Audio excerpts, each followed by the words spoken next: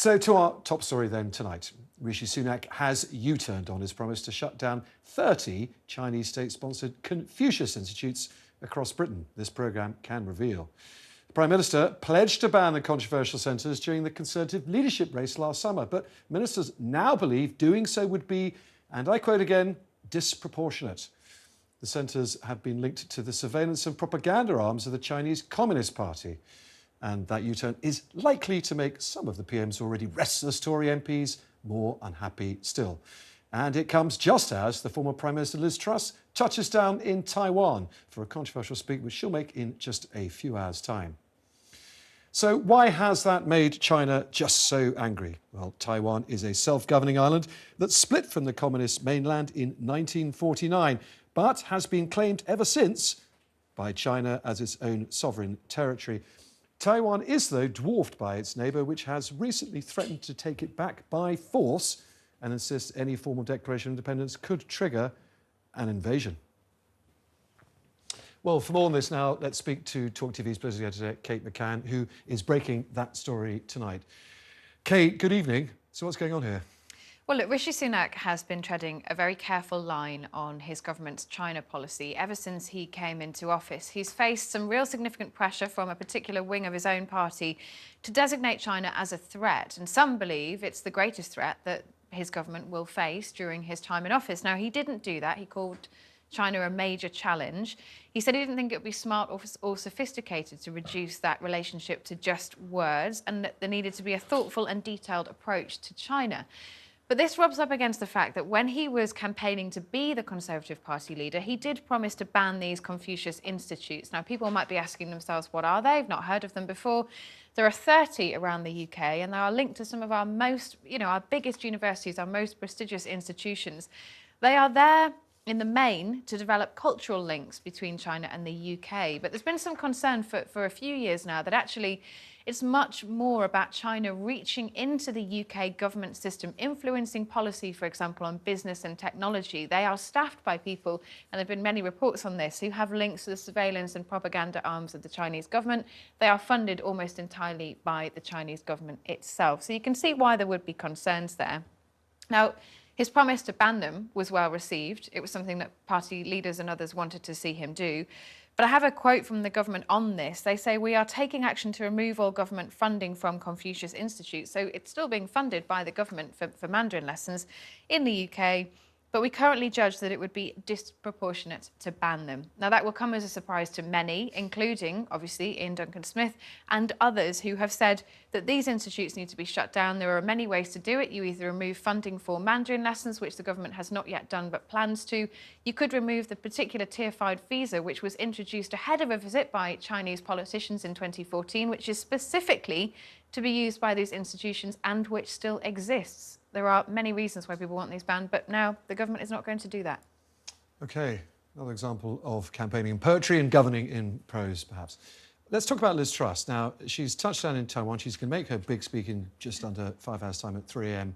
our time. A quite extraordinary, furious reaction from the Chinese government, though, tonight. Yeah, I mean, I was talking just there about the fact that Conservative MPs will have been putting pressure on Rishi Sunak and will be frustrated by this decision. Liz Truss is one of them. She was very clear on her policy on China. It's part of what pushed Rishi Sunak down that particular route to ban those institutions during that leadership contest. She has always been clear that China is a threat. It's just the latest in a line of policy issues where Rishi Sunak seems to be at odds with a particular wing of his party. Truss is going to make that speech. She'll be making it about 3 o'clock in the morning, our time, so we will bring that, of course, to you tomorrow. In the main, though, she will be suggesting that the UK government is giving mixed messages, that actually Western governments are to China on the future of foreign policy. The Chinese response is predictably pretty strong. They say it's a dangerous political show. It's a provocative move for her to go. They've added any violation of the One China principle will have serious consequences for China-UK relations, and we urge the relevant British politician, so not naming her, to correct her wrongdoing, stop making political shows with the Taiwan question, and stop conniving at supporting Taiwan independence successionist forces. Otherwise, she will only further expose herself as a failed politician and get more backlash from the Chinese people.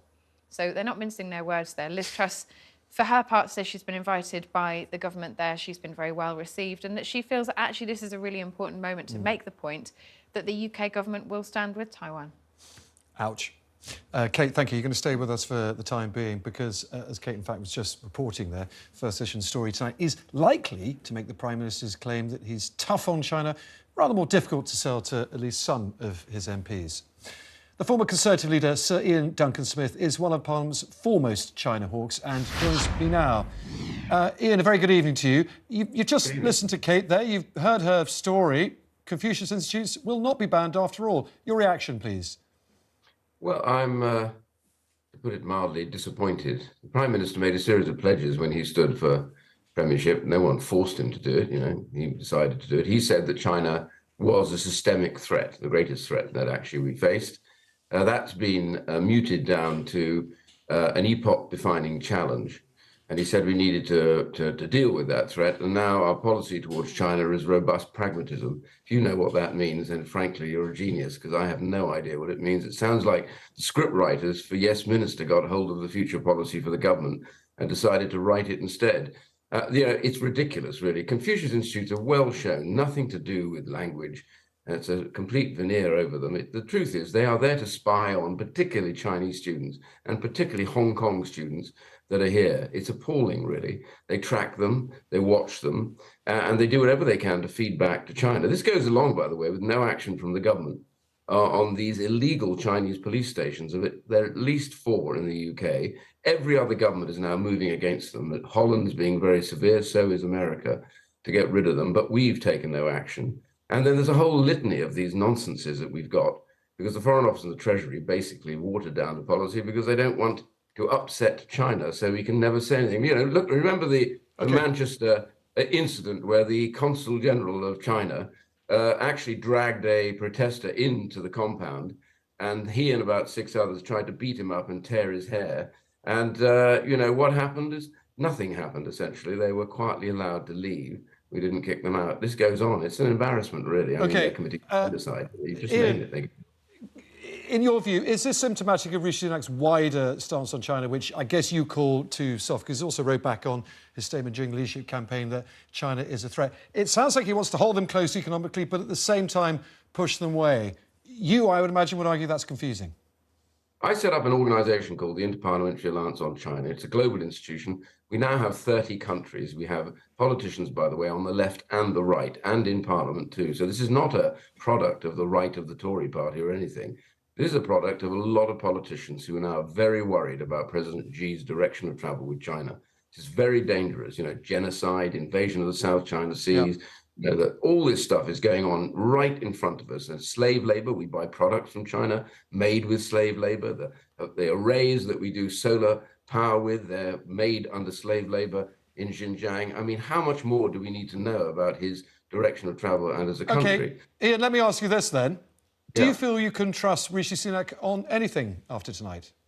Well, I'm keeping it on China, and all I can say to you is I'm sanctioned by the Chinese government for calling out their abuses, as are some others in Parliament, and I'm going to go on doing it. And I have to say to the government, Rishi Sunak, it's not a personal thing. I have to say to the government, you are fundamentally wrong on China. You're almost isolated now amongst the Five Eyes, our allies, etc., who takes China much more seriously than we seem to, and it's no good. And here's the interesting point, and I want to sort of point this out. When they invited President Xi to come to the coronation, of course, he said he wouldn't, but he sent, can you believe this, the man that was responsible for the crackdown in Hong Kong and the terrorizing of peaceful democracy campaigners. And we can't even say that Jimmy Lai is a British citizen with a British passport, as British as you and I are. He's languishing in prison. And the only government at the moment that will not say he is a British citizen and a British passport holder is the British. The EU says he is. America says he is. We won't. That is pathetic. Ian, let's just widen this out a bit if we can, finally. We've seen a lot of Tory conferences this week, a lot of Tory MPs spouting off, if you like, on their own personal views, some serving in the government. Now, Tory MPs from the right of the party seem pretty unhappy with the Prime Minister of late. I think we can summarise it like that. Last week it was on repealing EU laws, this week it's on high migration numbers, and tonight is obviously about China. Isn't the problem, though, that the more you all attack Rishi Sunak in public on all these different areas, the more voters will think you're an ever more disunited rabble who no longer deserve to be in government?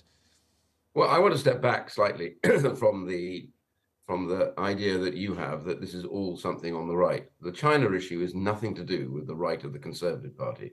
It is a cross-party, left and right issue because it's about a threat to the country we live in and the interests we have and our allies. That I understand, but it is criticism from the right, which has been dominating this week. Honestly, it's not. This is criticism from everywhere in Parliament at the moment. You know, people in the Labour Party, people in the Conservative Party, you've got Liberals involved, the Green Party, as well as Conservative. This is genuinely not an issue of the right. This is the organisation, the government under President Xi that delivered us COVID and killed tens of millions of people. So honestly, this is a serious matter. With regards to all the other issues, you know, debates go on within parties and, you know, you win a few, you lose a few, you know, that's all about choice. This is different. China is very different. It is dangerous. We get this policy wrong, we will be in real trouble in the future. We have to get this right and get into lockstep with our allies. Sir Duncan Smith, you make that point very clearly, and thanks so much for your time tonight. Thanks. Well, Kate Steer here with me was watching that interview. Kate, real anger there from Duncan Smith, I suspect from a few more Tory MPs too. How dangerous is this particular U-turn for the Prime Minister? Well, I think in terms of foreign policy, you could hear from Duncan Smith there at the end and sort of partway through that interview where he said that the UK's position is becoming increasingly different to its Five Eyes colleagues, I suppose.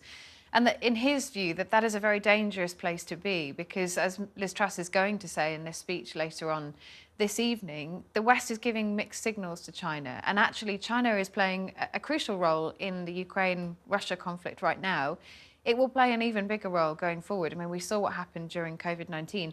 It is a country that has developed its own strategies, its own independence. It doesn't need the rest of the West anymore. And actually, that poses even more of a problem. So for Duncan Smith, in terms of the Prime Minister's actual position, that's difficult. In terms of his political position, it's a further level of frustration. I mean, Sir Duncan Smith is not the only Conservative MP who will look at this decision tonight and say, well, why? I mean, it doesn't make sense. What is the reason? Why is the government saying it's disproportionate to ban these institutes? What is the reasoning for that? I suspect it's because the Prime Minister is focused on his 5 pledges. We are going to head into an election in a year and a half. There isn't a huge amount of time. Or he might think, I suppose, many immediate votes in all this. Well, perhaps, but your job as Prime Minister is not to think about immediate votes, it's to think about the future of the country. And some will look at this and say, well, it's Rishi Sunak, who is a very careful man. He's a manager. He doesn't like to cause rifts where they don't need to be caused.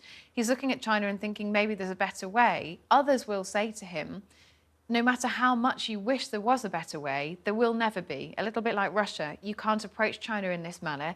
It will not work. And actually that his methods will come up against a reality which at some point will clash, and that will be a problem for this country. OK, Kate, thank you, and thank you for the story.